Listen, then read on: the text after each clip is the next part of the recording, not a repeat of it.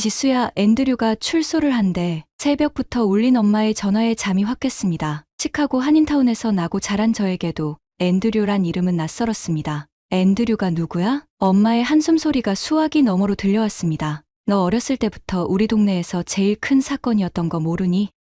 19살에 백년형을 받고 들어간. 엄마의 이야기를 듣자마자 얼른 옷을 챙겨 입었습니다. 시카고의 1월은 언제나 매섭지만 오늘따라 더 차가운 바람이 얼굴을 때렸습니다. 교도소 앞에는 벌써 많은 교민들이 모여 있었습니다. 30년 만에 자유의 몸이 되는 한 남자를 기다리며 모두의 표정이 무거워 보였습니다. 철문이 열리고 나온 앤드류 서 씨의 모습은 의외로 평온해 보였습니다. 하얗게 샌 머리카락과 깊게 파인 주름만이 그가 감옥에서 보낸 세월을 말해주고 있었죠. 교인들이 건넨 두부를 받는 그의 손이 미세하게 떨리는 걸 보며 문득 궁금증이 밀려왔습니다. 도대체 무슨 일이 있었길래 19살의 청년이 백년형을 선고받아야 했을까요? 그리고 왜 우리 동네 사람들은 30년이 지난 지금까지도 그를 잊지 못하는 걸까요? 1987년 한 세탁소에서 일어난 의문의 살인사건, 그리고 6년 후 한 청년의 운명을 완전히 바꿔놓은 또 다른 살인사건. 저는 그날 밤 엄마에게 모든 이야기를 들었습니다. 안녕하세요. 저는 시카고 노스웨스턴 대학교에서 저널리즘을 공부하고 있는 한지수입니다. 1999년생으로 시카고 한인타운에서 나고 자랐어요. 우리 부모님은 제가 태어나기 전인 90년대 초반에 이민 오셨대요. 아빠는 지금 한인타운에서 마트를 운영하시고 엄마는 한의원을 하고 계세요. 저는 어릴 때부터 한인타운의 이야기들을 들으며 자랐어요. 주말마다 한글 학교를 다니고 교회에서 다른 한인 2세들과 어울리면서 우리만의 문화를 만들어갔죠. 지금도 친한 친구들 대부분이 한인 2세예요. 서로의 집에서 김치찌개도 먹고 K-팝도 들으면서 한국과 미국 문화를 자연스럽게 넘나들며 지내고 있어요. 학교 신문부에서 일하면서 저는 우리 커뮤니티의 이야기를 전하는 일에 관심을 갖게 됐어요. 특히 이민자들의 삶과 그들이 겪는 어려움, 그리고 세대 간의 갈등 같은 주제에 매력을 느꼈죠. 그래서 노스웨스턴에서도 저널리즘을 전공으로 선택했고 지금은 한인 커뮤니티의 다양한 이야기를 발굴하는 프로젝트를 진행하고 있어요. 저는 그날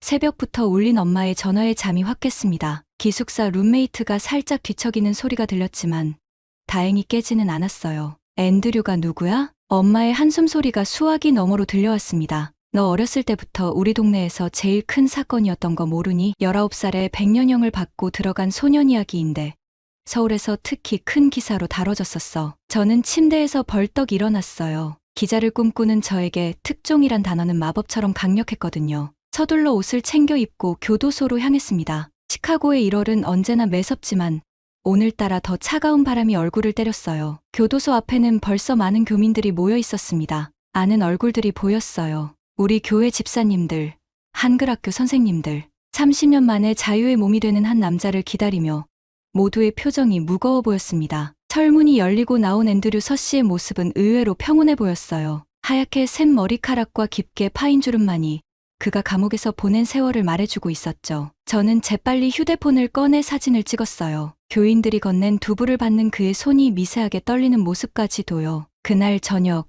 저는 엄마와 마주 앉아 앤드류의 이야기를 듣기 시작했습니다. 1974년 서울에서 태어난 앤드류는 2살 때 5살 위인 누나 캐서린과 함께 부모님을 따라 시카고로 이민을 왔다고 해요. 우리 가족도 그때쯤 이민 왔다고 엄마가 말씀하시더라고요. 70년대 중반 한국의 군인이나 의사들이 자녀들의 더 나은 미래를 위해 미국행을 택했다고 해요. 우리도 처음엔 정말 힘들었지. 엄마는 그때를 회상하시며 말씀하셨어요. 너희 아빠는 한국에서 법대를 나왔는데도 처음엔 공장에서 일했어. 나도 밤에는 편의점에서 일하고. 그래도 우리는 운이 좋았던 거야. 앤드류네처럼 부모님을 잃지는 않았으니까. 엄마 말씀을 들으니 그때 우리 동네 풍경이 떠올랐어요. 지금도 그렇지만 그때는 더 많은 한인 세탁소들이 거리마다 있었죠. 한인들은 서로 돕고 의지하면서 살았다고 해요. 앤드류의 아버지도 군 장교 출신으로 처음엔 공장에서 일하셨대요. 어머니는 한국에서 약사셨는데 여기서는 세탁소를 운영하셨고요. 그 시절에는 서로가 서로의 가족 같았어. 엄마는 잠시 말을 멈추셨다가 이어가셨어요.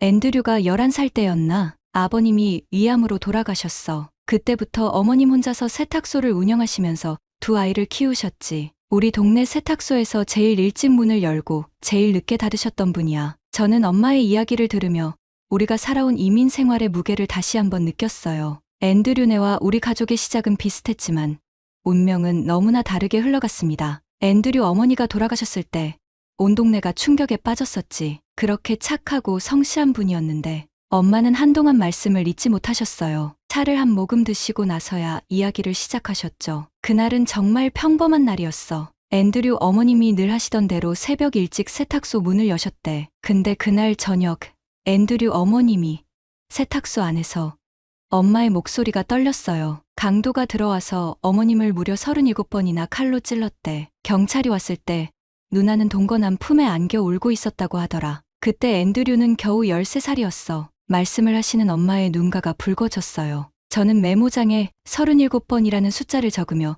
등골이 오싹해졌습니다. 그런데 그게 끝이 아니었어. 엄마가 돌아가신 후에 누나는 완전히 달라졌대. 얼마 지나지 않아 80만 달러의 보험금이 나왔는데 지금 가치로 치면 30억 원이 넘는 돈이지. 앤드류가 미성년자였으니까 누나가 후견인이 되어서 그 돈을 관리하게 됐어. 누나는 부모님의 집을 팔고 번화가에 새 집을 샀어. 보험금으로 3번화가의 집에서 동거남이랑 살면서 명품 가방에 벤츠를 끌고 다녔어. 나중엔 나이트클럽까지 차렸다더라. 우리 동네 사람들은 다들 수상하게 여겼지. 그럼 앤드류는요?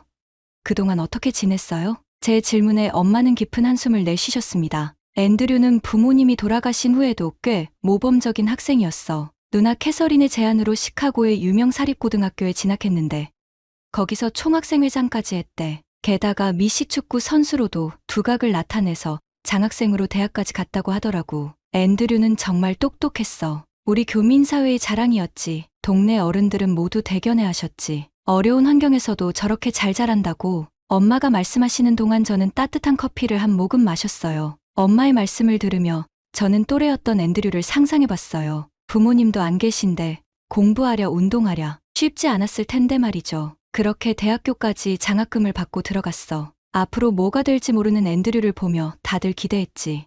근데 엄마는 잠시 말을 멈추셨어요. 저는 긴장된 마음으로 엄마의 다음 말을 기다렸습니다. 1993년 여름방학, 앤드류가 대학교 2학년일 때였어. 어느 날 누나가 갑자기 앤드류를 불러서 충격적인 이야기를 했대. 자기 동거남이 엄마를 죽인 범인이라고. 저는 순간 숨이 멎는 것 같았어요. 누나 말로는 실수로 동거남에게 엄마의 보험금 얘기를 했더니 얼마 안 있어 이런 일이 벌어졌다는 거야. 하지만 신고는 못한다면서. 왜요? 저도 모르게 물었어요. 당시 경찰 조사에서 동거남과 함께 있었다고 진술했대. 그래서 자신도 공범으로 몰릴 수 있다고. 그러면서 앤드류한테 다른 제안을 했지. 엄마의 표정이 더욱 어두워졌어요. 저는 손바닥에 땀이 배어나는 걸 느꼈습니다. 누나는 그때부터 매일같이 앤드류에게 전화를 했대. 엄마는 목소리를 낮추셨어요. 마치 그때 전화를 받았던 앤드류의 마음처럼요. 하루에 10통씩 전화가 왔다고 해. 동거남이 자기를 때리고 돈을 빼돌린다면서. 계속해서 엄마의 복수를 해달라고 부탁했대. 19살 앤드류한테 말이야. 저는 엄마 말씀을 들으며 그때의 상황을 상상해봤어요. 대학교 2학년, 저와 비슷한 나이였던 앤드류가 매일 누나의 전화를 받았을 그 순간들. 한밤중에 울리는 전화벨 소리에 가슴이 쿵쾅거렸을 것 같아요. 처음엔 거절했대. 당연히 그랬겠지. 하지만 누나는 계속 압박했어. 넌 이제 나밖에 없어. 우리가 서로 의지해야지. 이런 말들로 엄마는 잠시 말을 멈추시고 창밖을 바라보셨어요. 그리고 1993년 9월 25일 엄마의 목소리가 떨렸어요. 누나가 동거남을 착오로 유인했대. 거기서 앤드류가 누나가 건넨 권총을 동거남에게 쏘았대. 그날의 일을 자세히 알고 싶어서 당시 교민신문도 찾아보고 재판 기록도 봤어. 엄마는 오래된 기억을 더듬으시는 것 같았어요. 9월 25일 저녁, 누나는 동거남 로버트를 자기가 새로 산 나이트클럽 주차장으로 불렀대. 밤 11시쯤이었다고 해. 누나는 동거남에게 차고 안에 있는 전기시설을 확인해달라고 했고, 저는 손끝이 차가워지는 걸 느꼈어요. 시카고의 9월은 아직 쌀쌀한 날씨는 아닌데도요. 앤드류는 이미 그 차고에서 기다리고 있었대. 누나가 건네준 권총을 들고 로버트가 차고에 들어서자마자 방아쇠를 당겼지. 세 발을 쐈다고 하더라. 엄마는 잠시 눈을 감으셨어요. 그날 밤 나이트클럽 직원들이 총소리를 듣고 달려왔을 때 누나는 로버트 옆에서 울고 있었대. 마치 6년 전 엄마가 돌아가셨을 때처럼. 앤드류는 그 자리에 그대로 서 있었고 경찰이 왔을 때 앤드류는 아무 말도 하지 않았대. 그저 누나가 시켰어요 라는 말만 반복했다고 해. 19살의 앤드류는 그렇게 체포됐고 얼마 뒤 1급 살인죄로 기소됐지. 이제부터가 정말 충격적인 부분이야. 재판이 시작됐는데 누나는 보석금을 내고 풀려났대. 그리고는 그대로 도망가 버렸어. 동생을 100년형 징역형에 밀어넣고 말이야. 저는 놀라서 엄마를 쳐다봤어요. 도망이요? 그것뿐이 아니야. 나중에 밝혀진 건데 로버트의 사망보험금 수익자가 누나 캐서린이었대. 25만 달러짜리. 그리고 알고 보니 엄마가 돌아가신 것도 엄마는 말을 잊지 못하셨어요. 하지만 저는 그 뜻을 알 것 같았습니다. 누나가 계획한 거였어요? 경찰은 그렇게 보고 있어. 엄마의 살해, 보험금, 그리고 로버트의 죽음까지 모든 게 누나의 치밀한 계획이었던 거지. 하와이로 도망간 누나는 이름도 바꾸고 새 삶을 시작했대. 하지만 결국 붙잡혔어. 지금은 종신형으로 일리노이 주립여자 교도소에 있지. 어머니 살해, 80만 달러 보험금, 동거남 살해, 25만 달러 보험금을 노린 동생을 이용한 완벽한 범죄였어요. 앤드류는 그동안 어떻게 지냈대요? 제가 조심스럽게 물었어요. 앤드류의 수감 생활은 정말. 엄마는 깊은 한숨을 내쉬셨어요. 처음 6개월은 완전히 자신을 고립시켰대. 면회도 거부하고 편지도 거부하고 이 목사님이 매주 면회를 신청하셨는데 처음엔 계속 거절했어. 하루 종일 침대에 누워서 천장만 바라보고 있었다고 하더라. 그러다가 어느 날 교도소 도서관에서 일하는 걸 자원했대. 책이라도 읽으면서 시간을 보내고 싶었나 봐. 거기서 일하면서 조금씩 변하기 시작했어. 다른 수감자들에게 책 읽는 법을 가르쳐주고 영어를 못하는 수감자들을 위해 편지도 대신 써주고 엄마는 잠시 물을 한 모금 마시고 계속하셨어요. 나중에는 교도소에서 고등학교 검정고시 프로그램 튜터도 했대. 자기처럼 어린 나이에 수감된 사람들을 특별히 더 신경 썼다고 해. 나는 모지룬 꿈을 이 친구들이라도 이뤘으면 좋겠다고 말했다더라. 1998년에는 교도소 내 대학 프로그램을 통해 학사 학위를 받았어. 심리학을 전공했대. 공부하면서 자기 자신도 누나도 이해하려고 노력했다고. 그리고 2000년부터는 교도소 내 상담 프로그램에서 활동하기 시작했지. 98년 심리학 학사 학위 취득, 2000년부터 수감자 상담 활동, 매년 크리스마스 때마다 교도소에서 하는 자선 행사의 책임자도 맡았대. 산타 옷을 입고 수감자 자녀들에게 선물도 나눠주고 아빠가 수감된 아이들의 마음을 누구보다 잘 알았으니까. 그런데 가장 힘들었던 건 누나의 소식을 들을 때였대. 누나는 같은 주 교도소에 있으면서도 한 번도 연락하지 않았어. 앤드류가 보낸 편지도 모두 돌려보냈다고 해. 30년 동안 단 한 번도. 누나 캐서린은 앤드류와는 정반대의 삶을 살았대. 일리노이 주립여자교도소에서 종신형을 살고 있는데 30년 동안 완전히 자신을 고립시켰어. 면회도 거부하고 편지도 받지 않고 교도소 프로그램에도 참여하지 않았대. 처음에 하와이로 도망갔을 때는 이름을 캐서린 해밍웨이로 바꾸고 금발로 염색하고 완전히 다른 사람이 되려고 했나 봐. 거기서 호텔 리셉셔니스트로 일하면서 새 삶을 시작했었대. 근데 이상하게도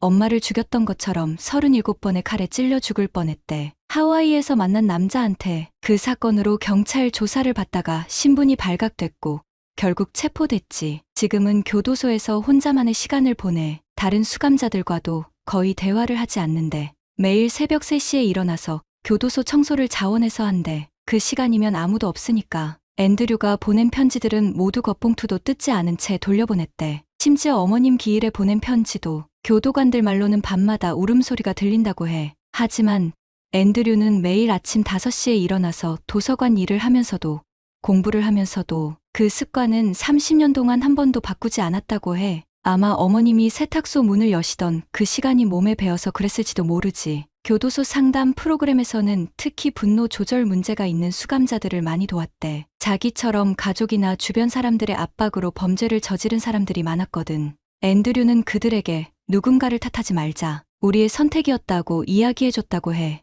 엄마는 휴대폰에서 또 다른 사진을 보여주셨어요. 2010년쯤 찍은 것 같은 사진이었는데 앤드류가 다른 수감자들과 함께 찍은 졸업식 사진이었어요. 2005년부터는 교도소 내 폭력 예방 프로그램을 직접 만들어서 운영해서 덕분에 교도소 내 폭력 사고가 60%나 줄었다고 하더라. 교도관들도 앤드류를 정말 신뢰했어. 새로운 수감자들의 적응을 돕는 멘토 역할도 했고 힘들 때마다 시를 썼는데 교도소 문예지에 실린 시들을 보면 정말 가슴이 아파. 특히 어머님 생신이나 제삿날이면 꼭 시를 썼다고 해. 누나를 용서하는 내용의 시도 있었어. 2015년부터는 교도소에서 한국어 수업도 했대. 한국계 수감자들이 몇 명 있었거든. 그 사람들한테는 한국 역사도 가르쳐주고 명절 때는 같이 모여서 한국 노래도 불렀다고 해. 앤드류의 수감 생활을 지켜본 교도관들은 모두 한결같이 말했대. 우리가 본 수감자 중 가장 모범적인 사람이라고. 30년 동안 단 한 번의 규율 위반도 없었대. 2018년에는 교도소장이 직접 감형을 건의했을 정도였어.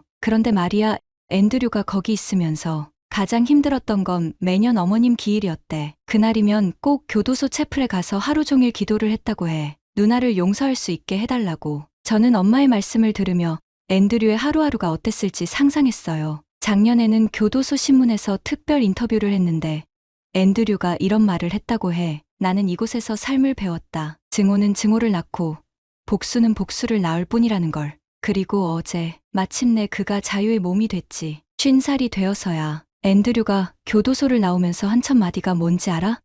어머님, 이제 제가 세탁소 문 열러 갈게요. 저는 그 말을 듣는 순간 눈물이 핑 돌았어요. 앤드류의 첫 일주일은 교회 게스트룸에서 지내기로 했어. 우리 교회에서 작은 환영회도 준비했어. 처음으로 먹게 될 한식이 너무 기대된다고. 특히 김치찌개가 먹고 싶다고 하더라. 30년 동안 꿈에서도 그 맛이 생각났다고 하더라고. 앤드류는 앞으로 뭘 하고 싶대요?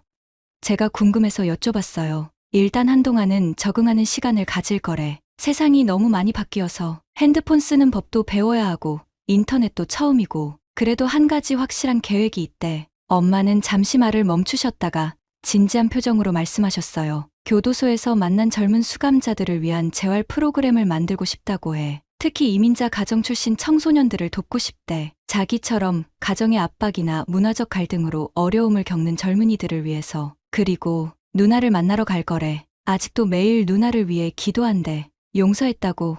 이제는 같이 앞으로 나아가자고 말하고 싶대. 앤드류는 출소하자마자 먼저 노스웨스턴 메모리얼 병원을 찾았어. 아버님과 어머님이 묻혀 계신 곳이 그 근처래. 30년 만에 처음으로 부모님 산소에 가보고 싶었대. 무덤 앞에서 오랫동안 울었다고 해. 엄마는 휴대폰에서 또 다른 사진을 보여주셨어요. 어제 찍은 것 같은 사진인데 앤드류가 무릎을 꿇고 앉아 누군가의 묘비 앞에서 기도하는 모습이었어요. 그리고 다음 주부터는 한국어 학원에서 일하기로 했대. 교도소에서 한국어를 가르쳤던 경험을 살려서 처음에는 자원봉사로 시작하고 나중에 정식으로 취직하고 싶다고 하더라. 누나는 면회를 허락할까요? 제가 조심스럽게 물었어요. 그건 아무도 몰라. 하지만 앤드류는 매주 가볼 거래. 언젠가는 문이 열리길 바라면서. 앤드류가 어제 이런 말을 했대. 제가 겪은 일이 누군가에게 교훈이 됐으면 좋겠어요. 특히 우리 같은 이민자 2세들에게. 가족이라는 이름으로 모든 걸 참지 말라고.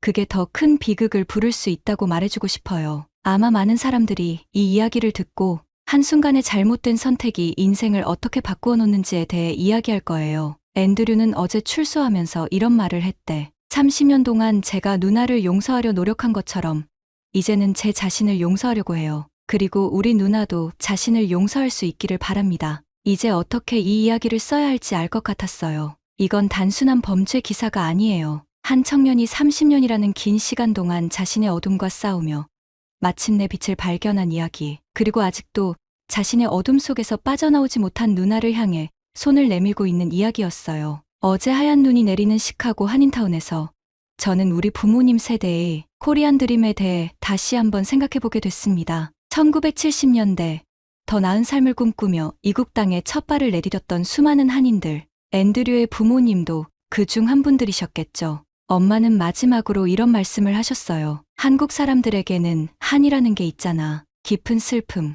응어리진 아픔. 앤드류의 이야기가 바로 그런 것 같아. 하지만 우리 선조들이 그 한을 힘으로 승화시켰듯이 앤드류도 그 한을 용서로 승화시킨 거야. 정말 그런 것 같아요. 앤드류의 30년은 한의 시간이었을 테지만 동시에 그 한을 풀어가는 시간이기도 했습니다. 한국인의 정서 속에는 이런 아픔을 껴안고 가는 힘이 있다고 해요. 흙수저라는 말도 있지만 그 흙수저로 땅을 일구어 꽃을 피워내는 것. 그게 바로 우리 민족의 저력이라고 하죠. 엄마의 이야기를 모두 들은 후 저는 오랫동안 제 기숙사 창가에 앉아 있었습니다. 밤새 내리는 눈을 바라보며 같은 2세대 한인으로서 많은 생각이 들었어요. 우리는 늘 부모님께 더 나은 삶을 위해 이민 왔다는 말을 들으며 자랐죠. 하지만 그 더 나은 삶이라는 게 때론 우리에게 너무 큰 짐이 되기도 했던 것 같아요. 앤드류의 누나 캐서린처럼 그 기대와 압박이 비극적인 선택으로 이어질 수도 있다는 걸 이번 일을 통해 깨달았습니다. 한인 2세로 산다는 건 두 개의 세계 사이에서